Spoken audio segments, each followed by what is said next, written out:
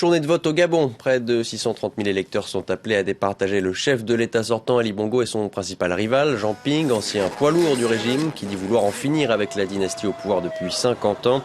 Nous retrouvons à Libreville notre envoyé spécial Patrick Fandiot. Patrick, bonjour. Les bureaux de vote ouvrent. C'est enfin l'heure de l'élection, un scrutin très attendu après une campagne particulièrement hargneuse.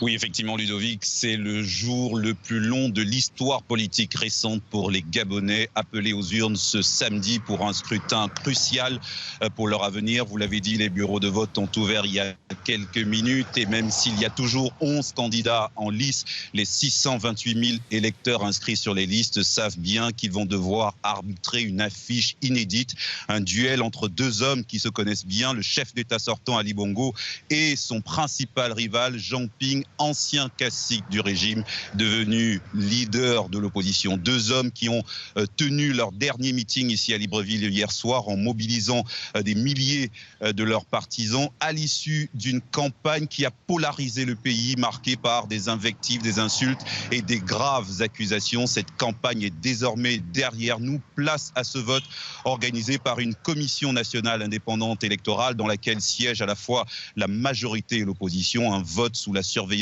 de plusieurs centaines d'observateurs internationaux, africains et européens, dont le premier rapport est attendu ici lundi. Un premier rapport qui sera déterminant pour juger de la fiabilité, de la transparence, de la crédibilité de ce scrutin. Au même moment, les premiers résultats partiels devraient être publiés, même si les premières tendances devraient être circulées, en tout cas sous le manteau, dès la fin du dépouillement cette nuit et toute la journée de demain.